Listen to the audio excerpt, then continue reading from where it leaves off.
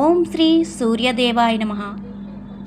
ఆదివారం నాడు ఈ కథ విన్నవారికి కోటి జన్మల పుణ్యఫలం మరియు సంపూర్ణ ఆరోగ్యం లభిస్తుంది. మరి ఆ కథ ఏమిటో మనం ఈ వీడియోలో తెలుసుకుందాం. ముందుగా ఈ వీడియోకి ఒక లైక్ చేసి నా ఛానల్ని సబ్స్క్రైబ్ చేసుకోండి. నా ఛానల్ గ్రోత్కి సపోర్ట్ చేయండి. సూర్యదేవుడి అనుగ్రహం సంపూర్ణంగా లభించే కథ ఇది. ఆ కథ ఏమిటంటే, ఒకానొక ముసలిది ప్రతిరోజు సూర్యోదయానికి ముందే నిద్రలేచి పొరిగింటి వారి ఆవు దగ్గర పేడను తెచ్చుకొని ఇల్లు వాకిలి అలుక్కొని ముగ్గులేసుకొని సూర్యోదయం కాగానే వంట ఆరంభించి సూర్యదర్శనం కాగానే నైవేద్యం చెల్లించి అనంతరమే తాను ఎంగిలిపడేది. ఆదివారం నాడు మాత్రం పాయసం వండి నివేదించి కాస్తంత ఆ ప్రసాదమే తిని ఆ రోజంతా మరే ఆహారము తీసుకునేది కాదు. ఏ రోజునైనా సూర్యదర్శనం కాకపోతే ఆ రోజు మొదలు పచ్చి గంగ కూడా ముట్టేది కాదు. అంత నిష్టగా నోము చేస్తున్న దేవుణ్ణి ఎప్పుడూ ఏమీ కోరలేదు. నిత్యం ఆనందంగా ఉండేది. ఆమె ఇల్లు పూరి గుడిసె అయినా నోము మహిమ వల్ల కళాకాంతులతో వెలిగిపోతూ ఉండేది.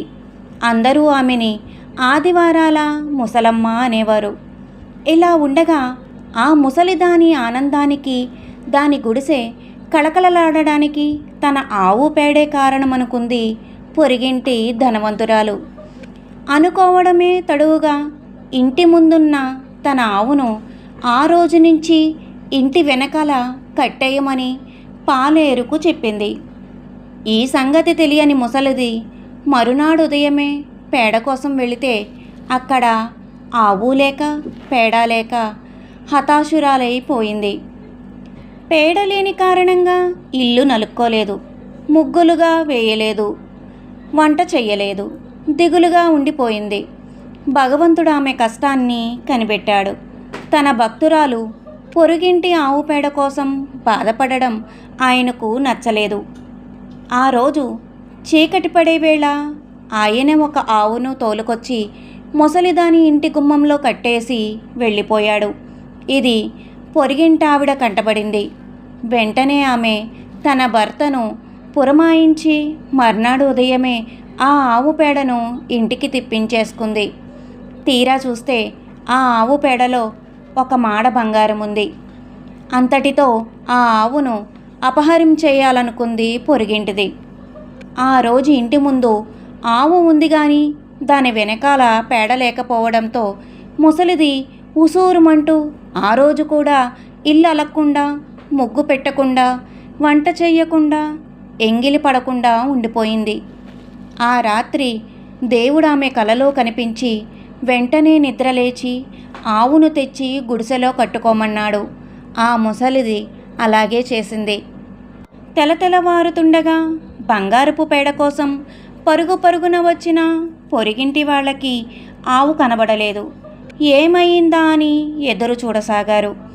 ఈలోగా ముసలిది ఇంట్లో ఆవు వేసిన పేడనెత్తి ఇల్లలికి ముగ్గు వేసి వంట చేసి సూర్యదర్శనం చేసుకుని పేడకి లోటు రాకుండా ఆవునిచ్చినందుకు ఆయనకు నమస్కరించుకుని నైవేద్యం పెట్టి భోంచేసి ఇది వరకు కన్నా ఆనందంగా ఉంది. ఇది తెలిసిన పొరిగింటావిడ కటకటలాడిపోయింది. అసూయపరులకేముంటుంది, తమకు లేదనే బాధ కన్నా అవతలి వారికి ఉందనే ఏడుపెక్కువ కదా. ఆ దుగ్ధతోటే ఆమె ఆవు పేడలో బంగారం ఉంటుందని, అలాంటి పేడ వేసే ఆవు రాజు దగ్గరే ఉండాలని మెల్లగా రాజుకు కబురు పంపించింది. ఆవు బంగారం వేయడమేమిటో అర్థం కాక రాజుగారు తన సైన్యాన్ని పంపి ఆ ఆవును బలవంతంగా తెప్పించి పితూరి పంపిన పొరిగింటావిడిని రప్పించి, ఏది ఈ ఆవు చేత పేడ వేయించి అందులో బంగారాన్ని చూపించమన్నాడు. రాజుగారి మాటకు తిరుగుండదు కదా. పొరిగింటిది ఆమె వర్గం వారు కలిసి ఆ ఆవును పేడ వేయమని కోరగా అది పేడ వేయసాగింది. అది అలా వేస్తూనే ఉండిపోయింది. పెరిగిపోతున్న పేడ కళ్ళెన్ని తప్పించుతున్నా కూడా అది ఇంకా అలా వేస్తూనే ఉంది. క్రమంగా రాజభవనాలన్నీ కూడా ఆ ఆవు వేసిన పేడతోటి, పేడ వాసనలతోటి నిండిపోయాయి. అక్కడి వాళ్ళంతా అలసిపోయారు. అప్పుడు ఆకాశవాణి, మహారాజా, ఈ పేడ చాలునా? నీ రాజ్య ప్రజలందరికీ సరిపడా ఇంకా కావాలా అని వినిపించింది. అందరూ భయపడ్డారు. తిరిగి ఆకాశవాణి, రాజా, ఈ ఆవు నా ముసలిదానికి నేనే ఇచ్చాను. నేను సూర్యుడిని. ఆవు కోసం ఆశపడేవాళ్ళని చూశాను గాని ఇలా పేడ కోసం పేరాశపడేవాణ్ణి నిన్నే చూస్తున్నాను. వెంటనే గోవును ఆ ముసలదానికి అప్పగించు, లేదంటే నీ రాజ్యం మొత్తం దాని పేడలో మునిగిపోతుంది సుమా అని చెప్పి పొరిగింటి దాని కుట్రను తెలియజేయడంతో మహారాజు భగవంతుడికి కృతజ్ఞతలు చెప్పి క్షమాపణ కోరి ఆ గోవును ప్రార్థించగా అది ప్రసన్నమైంది. రాజు దానికి షోడశోపచారాలతో పూజ చేసి ముసలిదానికి అప్పగించాడు. తన ఆవు తనకు దక్కడంతో ముసలిదెంతో ఆనందించింది.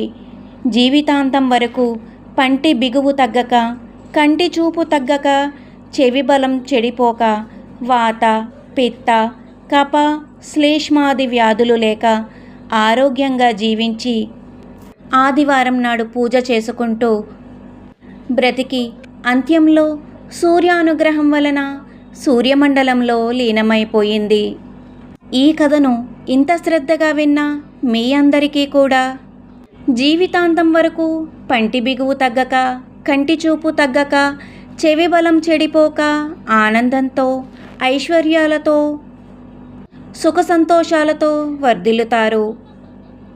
మీకు కూడా వీలైతే ఆదివారం నాడు సూర్యభగవానుడికి పాయసం నివేదించి పూజ చేయండి. చాలు, ఆయన ప్రసన్నుడవుతాడు. ఓం శ్రీ సూర్యదేవాయ నమః. ఓం హ్రం హ్రీం హ్రౌం సః సూర్యాయ నమః. ఈ మంత్రాన్ని ఆదివారం నాడు లేదా ప్రతిరోజు 108 సార్లు పఠించినట్లయితే సూర్యభగవానుడి అనుగ్రహం సంపూర్ణంగా కలుగుతుంది. నా ఈ వీడియో కనుక మీకు నచ్చినట్లయితే తప్పకుండా లైక్ చేయండి, షేర్ చేయండి, సబ్స్క్రైబ్ చేయండి. నా ఛానల్ గ్రోత్కి సపోర్ట్ చేయండి. ఓం శ్రీ సూర్యదేవాయ నమః అని కామెంట్ చేయండి. మరిన్ని స్తోత్రాలు, మంత్రాల కోసం నా ఛానల్ని వీక్షించవచ్చు.